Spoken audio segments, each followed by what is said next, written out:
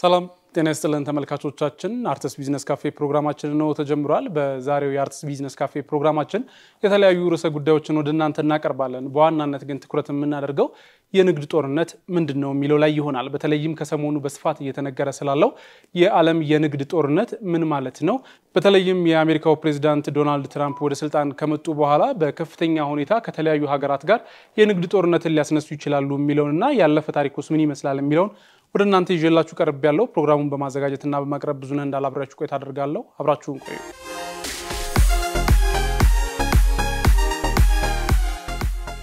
ተመልካቾቻችን በቀዳሚነት ወደ ንግድ ጦርነት ከመግባታችን በፊት ሁለት የተለያዩ ርዕሰ ጉዳዮችን በዜና መልኩ ወደ እናንተ እናቀርባለን በተለይም ከሰሞኑ በስፋት እየተነገረለት ስላለው የካፒታል ገበያ አዳዲስ ጉዳዮች እየተሰሙ ነው የካፒታል ገበያ ባለስልጣን ከሰሞኑ ባወጣው መግለጫው በተለይም የኢንቨስትመንት ባንክ ጋር ተያይዞ በህገወጥ መንገድ ፍቃድ ሳይወስድ እየሰራ ስላለ ተቋም ያወጣው መግለጫ አለ ከዚሁ ጋር ተያይዞ የኢትዮጵያ ካፒታል ገበያ ባለስልጣን ታኪሎ ኢንቨስትመንት ባንክ ህገወጥ ነው ሲል አስጠንቅቋል ከዚሁ ጋር ተያይዞ የኢትዮጵያ ካፒታል ገበያ ባለስልጣን ታኪሎ ኢንቨስትመንት ባንክ በሚል ስም የሚንቀሳቀስ አካል ያለምንም ህጋዊ ፍቃድ የኢንቨስትመንት አገልግሎት መስጠት መጀመሩን አስታውቋል በተለይም ተመልካቾቻችን የካፒታል ገበያው አዲስ እንደመሆኑና ሰዎች የሚሰራው ነገርን በጉጉት ከመጠበቅ አንፃር በህገወጥ መንገድ በዘርፉ ተሳታፊ ከሚሆኑ አካላት እንዲጠነቀቁ ነው የካፒታል ገበያ ባለስልጣን ማስጠንቀቂያውን ያወጣው ባለስልጣኑ ይህ አካል የመጀመሪያው የኢትዮጵያ ኢንቨስትመንት ባንክ ነኝ ብሎ ድረገጽ ከፍቶ ጭምር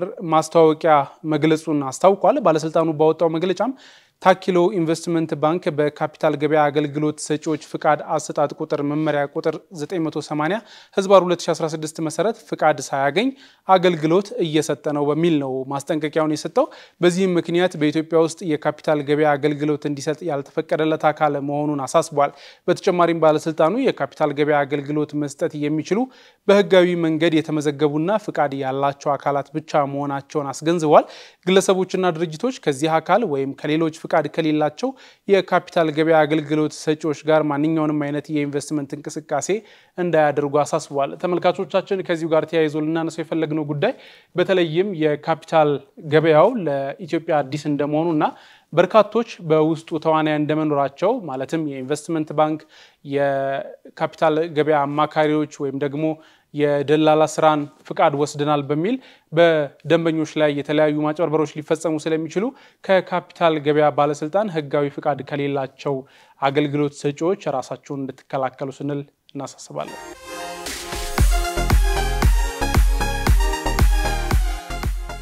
ወደ ሌላኛው መረጃችን ስናልፍ በሁለተኛነት ወደ እናንተ የምናቀርበው መረጃ የኢትዮጵያ ስታቲስቲክስ አገልግሎት ያወጣው መረጃ ይሆናል በተለይም ደግሞ የኢትዮጵያ ስታቲስቲክስ አገልግሎት በኢትዮጵያ ስላለው የኑሮ ዋጋ ውድነትና መውጣት መውረድ ምን ያህል ፐርሰንት ጨምሯል ምን ያህል ፐርሰንት ቀንሷል የሚለውን ይፋ የሚያደርግ ተቋም ነው የተለያዩ ስራዎችንም ያከናውናል ከዚህ ጋር ተያይዞ የየካቲት ወር የሀገሪቱን አጠቃላይ የዋጋ ግሽበት አስመልክቶ ባወጣው መግለጫ የየካቲት ወር አጠቃላይ የዋጋ ግሽበት 15% ደርሷል ብሏል ከዚህ ጋር ተያይዞ ይህ አሃዝ ቁጥር ከጥር ወር ጋር ሲነጻጸር የ0.5% ቅናሽ ያሳየ ሲሆን በየካቲት ወር ከተመዘገበው የዋጋ ግሽበት መካከል የምግብ ነክ ዕቃዎች የ14.6% ድርሻ ሲይዝ ምግብ ነክ ያልሆኑ ዕቃዎች ደግሞ 15.6% ድርሻ እንዳላቸው ተጠቁሟል ከዚሁ ጋር ተያይዞ በተለይም በቅርቡ በኢትዮጵያ ተግባራዊ ተደረገ ካለው የማክሮ ኢኮኖሚ ለውጥ ጋር ተያይዞ የተለያዩ የዋጋ ከፍና ዝቅታዎች እየታዩ እንደሆነ ይስተዋላል ከሰሞኑ በገበያዎች ውስጥ እንደተመለከትነው የአትክልት ዋጋዎች በተወሰነ መንገድ ሲቀንሱ ሌሎች ምርቶች ደግሞ ለምሳሌ እንደ ዘይት ያሉ ምርቶች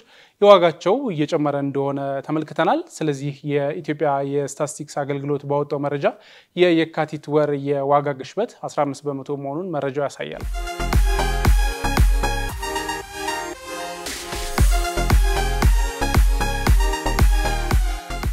ተመልካቾቻችን በዛሬው ርዕሰ ጉዳያችን በዋናነት ወደምንመለከተው የንግድ ጦርነት ምንድነው ወደሚለው እንመለሳለን በተለይም የንግድ ጦርነትን ስናነሳ በአለማችን በርካታ ጉዳዮች ይነሳሉ የንግድ ጦርነት ከኖርማል የፖለቲካ ጦርነት የሚለይበት የተለያዩ ርዕሰ ጉዳዮች አሉት የንግድ ጦርነት የሚባለው ሁለት ሀገራት በተለያዩ የኢኮኖሚ ጉዳዮች መግባባት ሲያቅታቸው የሚገቡበት ጦርነት እንደሆነ ይታወቃል የንግድ ጦርነት ከሰሞኑ በተደጋጋሚ እየሰማነው ያለነው ቃል ነው በተለይም ደግሞ ትራምፕ ዳግም ወደ ስልጣን ከመጣ በኋላ አሜሪካ ከቻይና ከሜክሲኮ ከካናዳና ሌሎች ሀገራት ጋር ወደ ንግድ ጦርነት ትገባ ይሆን የሚለው በስፋት ይነገራል የንግድ ጦርነት ሲባል ሁለቱ ሀገራት መካከል በኢኮኖሚ መግባባት ሳይችሉ ሲቀሩ የሚፈጠር እንደሆነ ይታወቃል። በተለይም ደግሞ ሀገራት እርስ በርስ በሚገበያዩበት ወይም ደግሞ ከአንዱ ሀገር ወደ አንዱ ሀገር የሚመጡ እቃዎች ሲሆኑና አንደኛው ሀገር ወደ አንደኛው ሀገር የሚልከው እቃ ዋጋ በዝቅተኛ ዋጋ እዛኛው ሀገር መሸጥ ሲጀምር የሚፈጠር ግጭት እንደሆነ ይታወቃል። ከዚሁ ጋር ተያይዞ የንግድ ጦርነት ከፖለቲካ ጦርነት ጋር ሰፊ ልዩነት እንዳለው መታወቅ አለበት። በአንድ ሀገር ኢፍትሐዊ የሆነ የንግድ ስርዓት ተፈጥሯል ተብሎ ሲታመን በሁለቱ ሀገራት መካከል ይህ ጦርነት ሊነሳ ይችላል። ይህንን በምሳሌ ስናነሳው በተለይም ደግሞ ከሰሞኑ መነጋገሪያ ስለሆነው የአሜሪካ የትራምፕ አዲስ የታክስ እና የታሪፍ አጣጣል ጋር ተያይዞ የሚነሱ ጉዳዮች አሉ። ከዚሁ ጋር ተያይዞ በተለይም ደግሞ በምሳሌ ስንመለከተው አሜሪካ ውስጥ የጨርቃ ጨርቅ ሊሆን ይችላል የተለያዩ ምርቶችን የሚያመርቱ ተቋማት በሀገሪቱ ውስጥ ከሚሸጡበት ዋጋ ከቻይና ወይም ደግሞ ከሌሎች ሀገራት የሚመጡ ተመሳሳይ ምርቶች በአሜሪካ ውስጥ ሲሸጡ ዋጋቸው በከፍተኛ ሁኔታ በዝቅተኛ ዋጋ የሚሸጡ ከሆነ በዚህ ምክንያት በሀገሪቱ ውስጥ ያሉ ተቋማት የራሳቸው ምርት መሸጥ ስለማይችሉ ወይም ደግሞ አሜሪካ ውስጥ የተመረቱት ምርቶች ከቻይና ከሚመጡት ምርቶች ጋር ተወዳዳሪ ሆነው መሸጥ ስለማይችሉ በዚህ ምክንያት የንግድ ጦርነት ሊነሳ ይችላል ተብሎ ይታመናል። በዚህ አማካኝነት በዚህ የንግድ ጦርነት የሚካሄደው ሀገራት እርስ በርስ የተለያዩ ተጨማሪ የታሪፍ በመጣል ሊሆን ይችላል። የተለያዩ ቀረጦችን እርስ በርስ በመጣጣል የተለያዩ የንግድ ጦርነቶች ሊከሰቱ ይችላሉ። ይህ የሚፈጠረው እንዳልኳችሁ በሀገሪቷ ውስጥ የሚመረቱት ምርቶች ከውጭ ከሚመጣው ምርት ጋር በዋጋ ተወዳዳሪ መሆን ሳይችል ሲቀርና ከውጭ የሚመጣው ምርት በከፍተኛ ሁኔታ በዝቅተኛ በሀገሪቱ ውስጥ ሲሸጥ ሀገሪቱ ውስጥ ያሉ ምርቶች ተወዳዳሪ መሆን ባለመቻላቸው ነው እንደዚህ አይነት ተጨማሪ ታሪፎች እንዲጣሉ የሚደረጉት። ከዚሁ ጋር ተያይዞ ሀገሮች ወደ ንግድ ጦርነት ሊገቡ የሚችሉት ያልተገባ የንግድ ውድድር ውስጥ በመግባት በውስጣቸው ያሉ የኢኮኖሚ እንቅስቃሴዎች እና የሌሎች ሀገሮችን ሸቀጦች ምርቶች በገበያው መወዳደር ሲሳናቸው ደካማ የንግድ ዘርፋቸውን ከውጭ ውድድር ለመከላከል ቀጥተኛና ቀጥተኛ ያልሆኑ የንግድ ከለላ ወይም ደግሞ ማዘጋጃ ዘዴዎችን ይተገብራሉ። በዚህ ረገድ ታሪፍ የንግድ ከለላ ዋና እርምጃ ዘዴ ሲሆን ከታሪፍ ውጭ ደግሞ በርካታ ቀጥተኛ ያልሆኑ ከለላዎች በስፋት ይስተዋላሉ ወይም ደግሞ ይተገበራሉ። አብዛኛዎቹ ያላደጉ ሀገሮች የኢኮኖሚውን እንቅስቃሴ በውጭ ኩባንያዎች ጫና ውስጥ ላለመጣል ሲሉ በርካታ የኢኮኖሚ አውታሮችን ከንግድ ውድድር እንዲከለሉ ያደርጋሉ። ይህንን ስናነሳ በተለይም ደግሞ ካላደጉት ወይም ደግሞ በልጽገዋል ከሚባሉት ሀገራት ጋር የንግድ ጦርነት ውስጥ ላለመግባት በሚል በተለይም በሀገር ውስጥ ብቻ የሚመረቱ ምርቶችን ይከለላል ወይም ደግሞ ለሀገር ውስጥ ንግድ ብቻ ይፈቀዳል። ከዚህ በፊት በኢትዮጵያም ካለው ጋር በምሳሌ ስናነሳ ከዚህ ቀደም የኢትዮ ቴሌኮም ዘርፍ በሀገር ውስጥ ብቻ ተገድቦ የነበረ ነው። ነገር ግን ከጊዜ በኋላ ንግዱ ለዓለም አቀፍ ፍቃድ ሲኖር እንደ ሳፋሪኮም ያሉ ተቋማት ወደ ሀገር ውስጥ ገብተው መወዳደር ችለዋል። በሌላ በኩል አሁን ላይ ባለው በኢትዮጵያ የንግድ ስርዓት ወይም ደግሞ የባንክ ስርዓት አሁንም የባንኩ ዘርፍ ለኢትዮጵያውያን ብቻ የተፈቀደ ነው። መንግስት ባወጣው አዋጅ ባወጣው ህግ መሰረት በቀጣይ ከውጭ ባንኮች ሊመጡ እንደሆነ ይታወቃል። ነገር ግን እስካሁን ድረስ የነበረው በሀገር ውስጥ ብቻ ነው። ይሄ ማለት ተቋማቶቹ ወይም ደግሞ በሀገር ውስጥ ያሉት ባንኮች ከውጭ ከሚመጡት ባንኮች ጋር ተፎካካሪ መሆን ባለመቻላቸው ምክንያት ዘርፉ የተዘጋ ይሆናል ወይም ደግሞ ወደ ሀገር ውስጥ ሌሎች ባንኮች መጥተው እንዳይሰሩ ይከለከላል ማለት ነው። ከዚሁ ጋር ተያይዞ የንግድ ጦርነት በስፋት እንድንሰማ ካደረገን ዋናው ምክንያት ትራምፕ ዳግም ወደ ስልጣን መመለሳቸውና በተለያዩ ሀገራት ላይ እየጣሉ ያሉት አዳዲስ ታሪፎች ነው። ከዚህ ጋር ተያይዞ ከሰሞኑ በከፍተኛ ሁኔታ መነጋገሪያ የሆነው የአሜሪካ ጎረቤት ሀገራት በሆኑት እንደ ሜክሲኮና ካናዳ ላይ የተጣሉት ትልልቅ ታሪፎች ናቸው። እስከ 25% ይደርሳል የተባሉ አዳዲስ ታሪፎች እንዲሁም በቻይና ላይ እንደ አዲስ የተጣለው የ20% ታሪፍ የዓለም የንግድ ጦርነት ሊነሳ ይችላል እንዲባል አስደርጎታል። በተለይም ደግሞ የአሜሪካው ፕሬዚዳንት ዶናልድ ትራምፕ ከበርካታ የዓለም ሀገራት ላይ ተጨማሪ ታሪፍ ለመጣል ቃል ገብቷል። ፕሬዚዳንቱ የጣሉት ታሪፍ ተከትሎ ካናዳና የአውሮፓ ህብረት የመልስ ማጥቃት እርምጃ መውሰዳቸውም ይታወቃል። በሚቀጥለው ወር ጀምሮ የተለያዩ አዳዲስ ታሪፎችን እጥላለሁ ብለዋል። ከዚህ ቀደም እንዳልኳችሁ በሜክሲኮና በካናዳ ላይ የ25% እንዲሁም በቻይና ላይ የ20% የታሪፍ እንደጣሉ ይታወቃል። ከዚሁ ጋር ተያይዞ የቻይናው የውጭ ጉዳይ ሚኒስትር የሰጡት መግለጫ አለ። ተከታትለን እንመለስ ምን እንዳሉ። 执意以芬太尼问题为借口，再次对中国输美产品加征关税，中方多次阐明了反对的立场，采取的反制措施 ምናልባት እዚህ ላይ እንደሰማችሁት የቻይናው የውጭ ጉዳይ ፕሬዝዳንት በዶናልድ ትራምፕ የተጣለውን አዲስ የንግድ ታሪፍ በመቃወም ከአሜሪካ ጋር ለሚደረግ ማንኛውም አይነት ጦርነት ዝግጁ መሆናቸውን የገለጹበት ነው። ቻይና አሜሪካ በምትጥለው ታሪፍ ተመሳሳይ ከአሜሪካ ወደ ቻይና ለሚመጡ እቃዎችም ተመሳሳይ ታሪፎችን እየጣለች እንደሆነ ይታወቃል። ከዚሁ ጋር ተያይዞ ትራምፕ በቻይና ምርቶች ላይ ተጨማሪ ቀረጥ ከጣሉ በኋላ በሁለቱም የዓለም ግዙፍ የኢኮኖሚ ባለቤቶች ወደ ንግድ ጦርነት ለመግባት ተፋጠዋል። በተለይም ደግሞ የኢኮኖሚ አናሊስቶች ወይም ደግሞ ኢኮኖሚ ተንታኞች እንደሚያነሱት ሁለቱ ሀገራት በዚህ ከቀጠሉ በቀጣይ ወደማይፈለገው ወይም ደግሞ በስጋትነት ወደሚታየው የንግድ ጦርነት ሊገቡ ይችላሉ የሚሉ መረጃዎች እየወጡ ነው። ቻይናም በአሜሪካ የእርሻ ምርቶች ላይ ከ10 እስከ 15% ቀረጥ በመጣሏ ለዶናልድ ትራምፕ እርምጃ ምላሽ ሰጥታለች።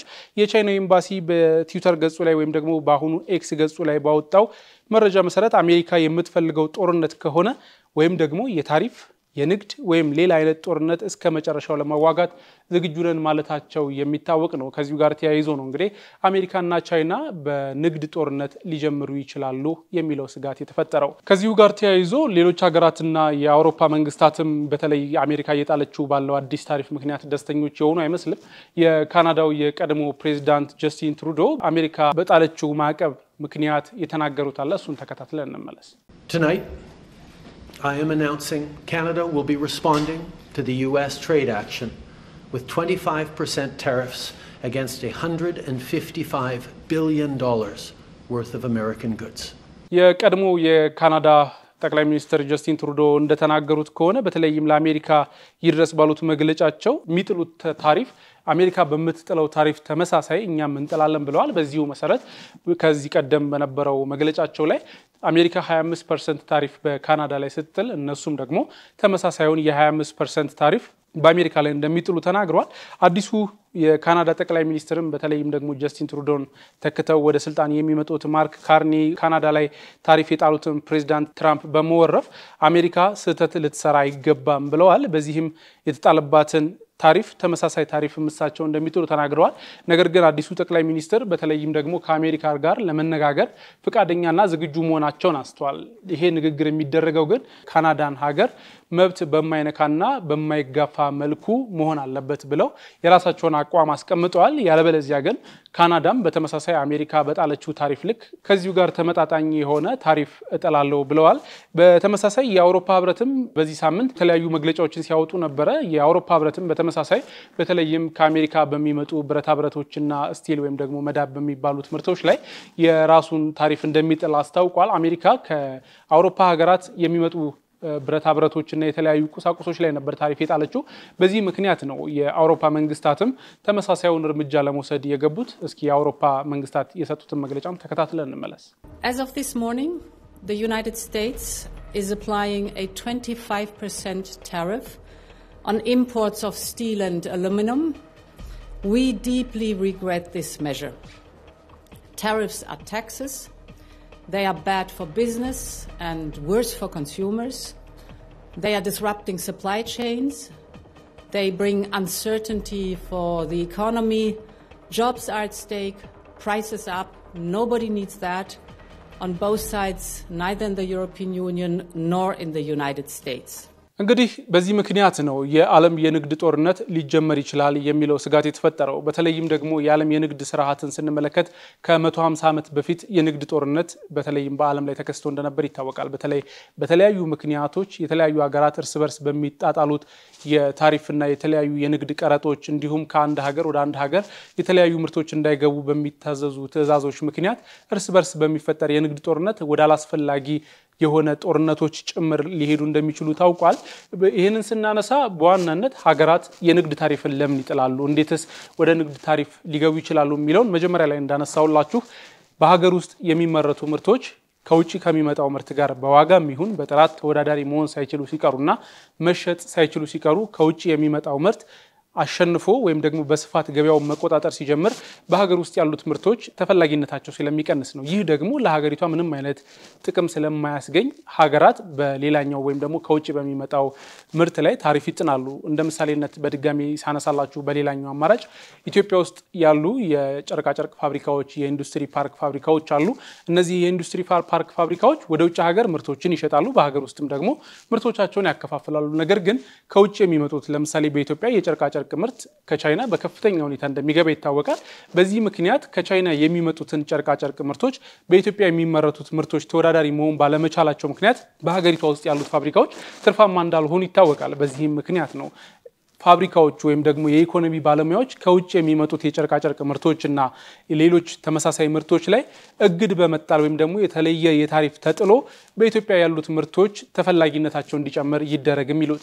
በሌሎችም ሀገራት የሚካሄደው ይሄ ነው። በአሜሪካ ውስጥ ያሉት ምርቶች ተፈላጊነታቸው ሲቀንስ ከቻይና የሚመጡት ምርቶች በጣም ተፈላጊ ሲሆኑ አሜሪካ መንግስት በሌሎች ሀገራት ላይ የተለያዩ ታክሶችን ተጨማሪ ታክሶችን በመጣል እነዛ ምርቶች ተፈላጊ እንዳይሆኑ ወይም ደግሞ ዋጋቸው እንዲጨምር በማድረግ ምክንያቱም አንድ ሰው ተጨማሪ ታክስ የተጣለበትን ዕቃ ሲያስገባ የግድ ማትረፍ ስላለበት ከዛ ላይ ከፍተኛ ዋጋ ጨምሮ ይሸጣል። በዚህ ምክንያት ተፈላጊነቱ ይቀንሳልና የሀገር ውስጥ ምርቶች ተፈላጊ እንዲሆኑ በማሰብ የሚጣል በመሆኑ ነው የንግድ ጦርነቱ ሊጀመር ይችላል የሚባለው። ከዚህ ጋር ተያይዞ በቀጣይነት ማንሳት የፈለጉት በተለይም ደግሞ ኢትዮጵያ በንግድ ጦርነት ወይም ደግሞ ሀያላኑ ሀገራት በሚጀምሩት የንግድ ጦርነት ጦስ ሊጠቁ ከሚችሉ ሀገራት ውስጥ ልትገባ ትችላለች የሚለው ነው። ሌላ ሀያላኑ ሀገሮች በሚያደርጉት የንግድ ፉክክር ምክንያት ወደ ንግድ ጦርነት አሊያም ደግሞ አንዱ በሌላው ምርት ላይ ከፍተኛ የታሪፍ ጭማሪ በማድረግ በሚያደርጉት ትንቅንቅ ሳቢያ እንደ ኢትዮጵያ ያሉ ሀገሮች ውስጥ ምርት ወደ ውጪ በመላክ የተሰማሩ ላኪዎች ከፍተኛ ወጪ የሚጠይቃቸው በመሆኑ የውጪ ንግድ አዋጭ ከመሆኑ ይልቅ አክሳሪ እንዲሆን ሊያደርገው ስለሚችል ነው በኢትዮጵያም ከፍተኛ ስጋት የሚፈጥረው። በዚህ ምክንያት ትልቁ ልንመለከተው የምንችለው አሜሪካ ከዚህ በፊት ለኢትዮጵያ ሰጥታው የነበረው ከቀረጥ ነፃ የአጓ እድል ከተሰረዘ በኋላ በተለይም ደግሞ በኢንዱስትሪ ፓርኮች ውስጥ ያሉ ተቋማት ምን ያህል ችግር እንደገጠማቸው በተለይም ደግሞ ወደ አሜሪካ ወደ ሌሎች ሀገራቶች ይልኩት የነበሩ ምርቶች በከፍተኛ ሁኔታ እንደቀነሰ ለመታዘብ ችለናል። ቀጥሎ አሜሪካ ከካናዳ ከሜክሲኮ ከቻይና ጋር የገባችው ጦርነትን ትራምፕ ከሰሞኑ በሰጡት መግለጫ በሌሎች ሀገራትም በዓለም ላይ ባሉ ሀገራት ጭምር እንደዚህ አይነት ቀረጦችን ልጥል ይችላሉ የሚል ማስጠንቀቂያን በመስጠታቸው ኢትዮጵያም የዚህ አደጋ ተጋላጭ ልትሆን ትችላለች የሚለውን ለመመልከት ነው። በተለይም ኢትዮጵያ ወደ ሌሎች ሀገራት የምትልካቸው ምርቶች መጨመር ካልቻለና ኤክስፖርት ማድረግ ካልተቻለ ወይም ደግሞ ኤክስፖርት የሚደረጉት ምርቶች ቀረጥ የሚጣልባቸው ሆኖ ኤክስፖርት የሚያደርጉት አካላት የሚያመርቱት ምርት መሸጥ ካልቻሉ እንደሚታወቀው የሀገር ውስጥ ምርቶች ወይም ደግሞ የሀገር ውስጥ ንግድን መፈለግ አለባቸው ማለት ነው። ስለዚህ እኛም ምን መክረው ወይም ደግሞ በዓለም የንግድ ጦርነት ተጀምሮ በኢትዮጵያ ያሉ አምራቾች ወደ ሌሎች ሀገራት ምርቶችን መላክ በማይችሉበት ሰዓት የሀገር ውስጥ ገበያውን መሸፈን እንዲችሉ የራሳቸውን ቅድመ ጥንቃቄ እንዲያደርጉ እኛም እንመክራለን።